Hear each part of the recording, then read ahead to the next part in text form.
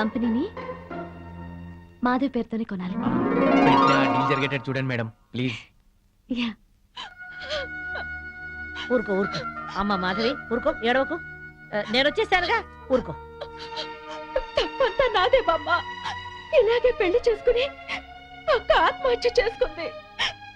అమ్మా నాన్న కుంగిపోయారు. తెలిసి కూడా వాళ్ళని వదిలే ఈత వచ్చేసాను. నన్ను ప్రేమగా చూసుకుంటున్నారని మురిసిపోయాను.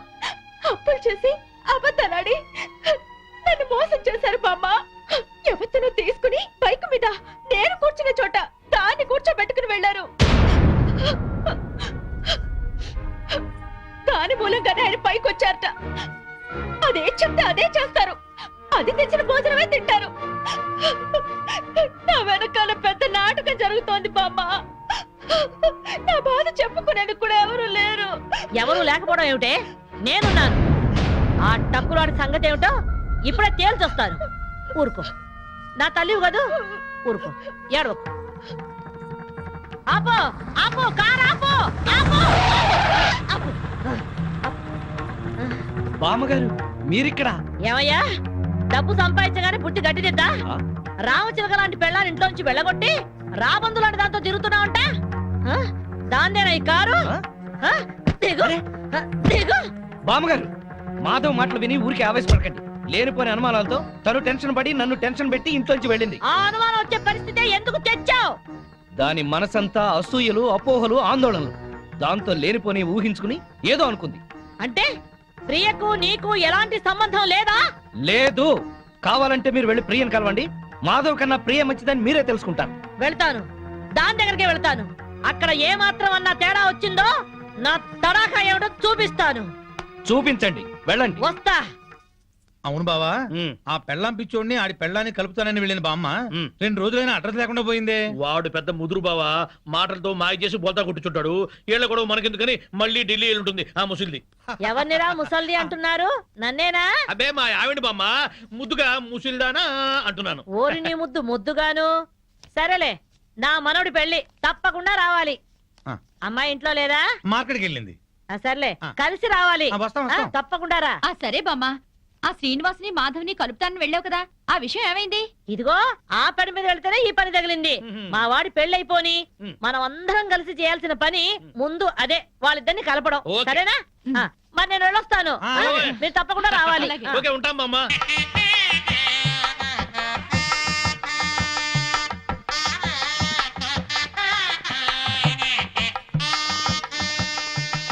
మాధవి బాగున్నావా? బాగున్నాను. బామ్మగారు ఎక్కడున్నారు? బామ్మ అవునమ్మా, పద పద.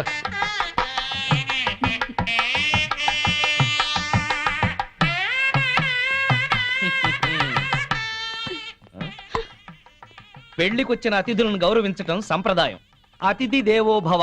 పిలవని పేరెంటానికి వచ్చిన వాళ్ళు అతిథులు కారు. Hello, mister and missus Srinivas అని పిలిచి మరీ కార్డు ఇచ్చారు. యాక్చువల్ గా మా ఆవిడ ఇంట్లో లేదండి, లేకపోతే ఇద్దరం చట్టా పట్టాలు వేసుకుని వచ్చేవాళ్ళం. వెల్కమ్, వెళ్ళండి. ముఖం ఏంటండి అలా పెట్టుకున్నారు? వెల్కమ్, వెళ్ళండి, వెల్కమ్, పొండి. అది మర్యాద. వెల్కమ్, రండి అని పిలవాలి. అయినా చిరునవ్వుతో పిలిచే వాళ్ళే రిసెప్షన్ లో ఉండాలి కదండి.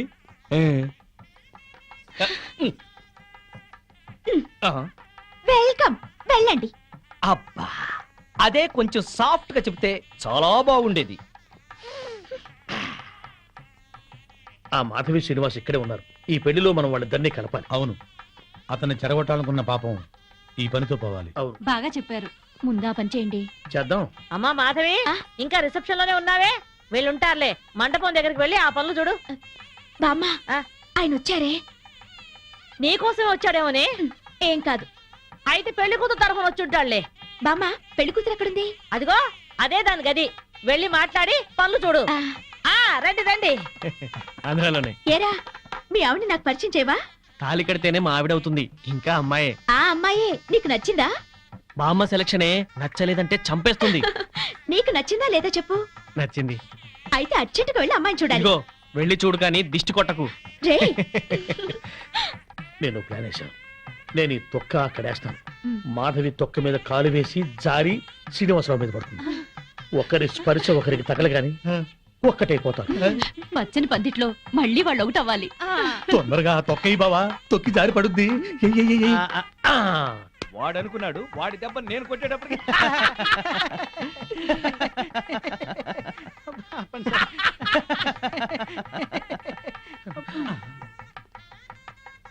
అమ్మో,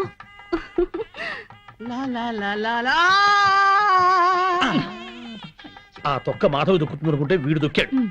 తొక్కి నారదీయాలి వీడిని. అక్కడికి ఎందుకు వెళ్ళాడు వెధవా?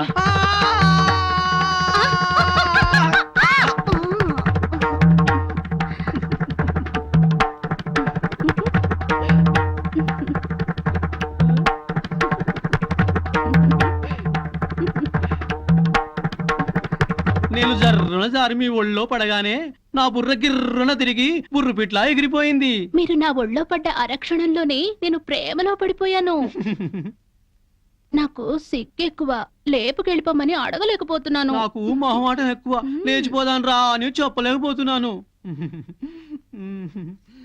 నువ్వు నా ప్రేమ సునామీ. నువ్వు నా లవ్ ఎర్త్క్వేక్. అమ్మా పెళ్లి కుమార్తెను తీసుకురండి. ఆర్డర్కే గానీ కూల్ డ్రింక్ తాగి చాలా రోజులు. ఏమయ్య, చూడవయ్యా, పెళ్లి కూతురు ఆ ఎర్ర పిల్లలా లేదు? నాకు అదే అనుమానంగా ఉంది. అనుమానం లేదు, ఆ అమ్మాయే. మాధవి చూస్తే బ్యాండ్ మేడమే.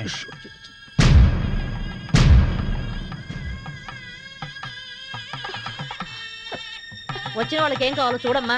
నువ్వు కాస్త తోడుగా వెళ్ళమ్మా. అమ్మా, ఆ పెళ్లి కూతురు సరిగ్గా చూసావా నువ్వు? ఏం చూసావే? అదే నా కాపురంలో చిచ్చు పెట్టిన ప్రియా. ఆ అమ్మాయి చాలా మంచిదే. బామ్మ, నువ్వు పొరపాటు పడ్డావు. పొరపాటు పడుతుంది నువ్వు. బామ్మ, అదో పెద్ద కిలాడి. మాధవి, కళ్యాణ మండపంలో రాద్ధాంతం చెక్. తర్వాత మాట్లాడుతుందిరా.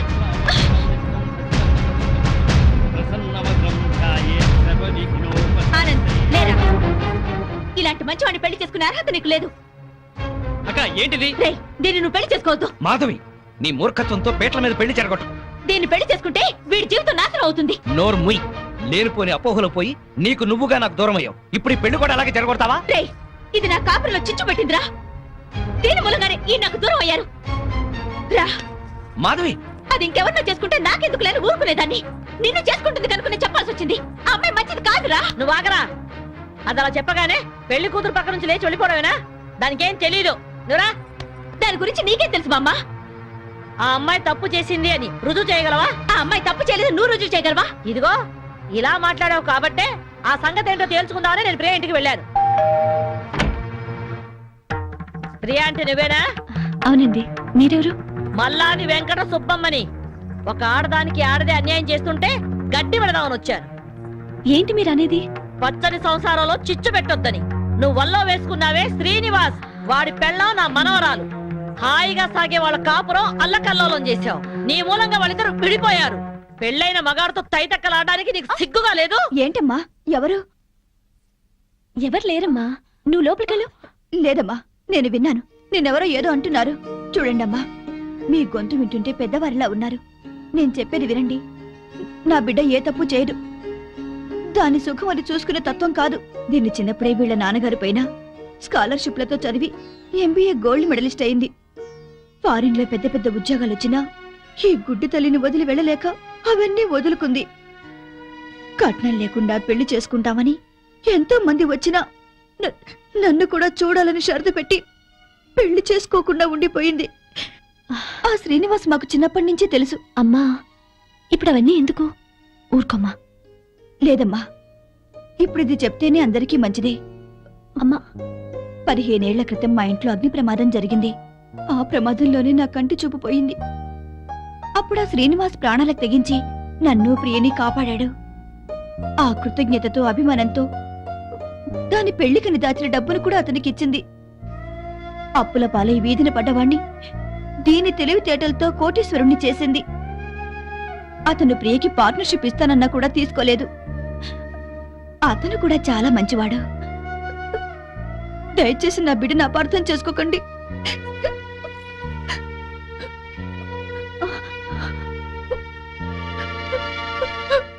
ఇంత సలక్షణమైన పిల్ల నా మనవడికి దొరకాలని అందరి దేవుళ్లకు మొక్కుకున్నాను. ప్రియ నచ్చింది కాబట్టే వాణ్ణి ఇక్కడికి పిలిపించి ఈ పెళ్లి కుదిర్చాను. అంతేకాదు, మన ఇద్దరం ఎప్పుడూ కలిసి ఉండాలనే కోరుకుంది. నువ్వు ఓ కంపెనీలో పనిచేస్తున్నావని తెలిసి ఆ కంపెనీ నీ పేరునే కొనిపించింది. మీ అమ్మా నాన్న మనసు మార్చి వాళ్ళు ఇక్కడికి వచ్చేలాగా చేసింది. అమ్మా మాధవి,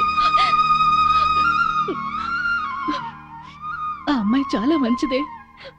మిమ్మల్ని కలపాలని నీ గురించి శ్రీనివాస్ గురించి చెప్పింది. ఆ అమ్మాయి నీకు చెల్లెలు లాంటిది, ఇంకే ఆలోచనలు పెట్టుకో.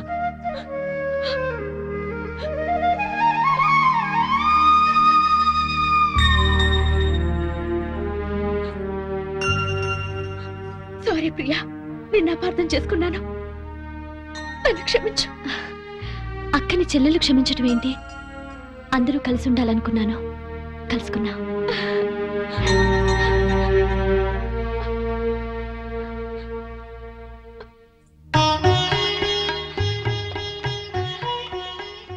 సారీ అండి, నన్ను క్షమించండి. నో, నేను నీ నుంచి ఆశించేది సారీలు క్షమాపణలు కాదు. Love, love, I love you.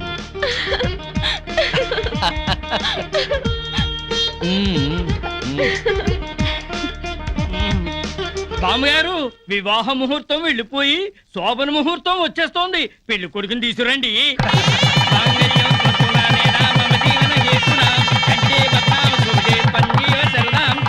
శుభం.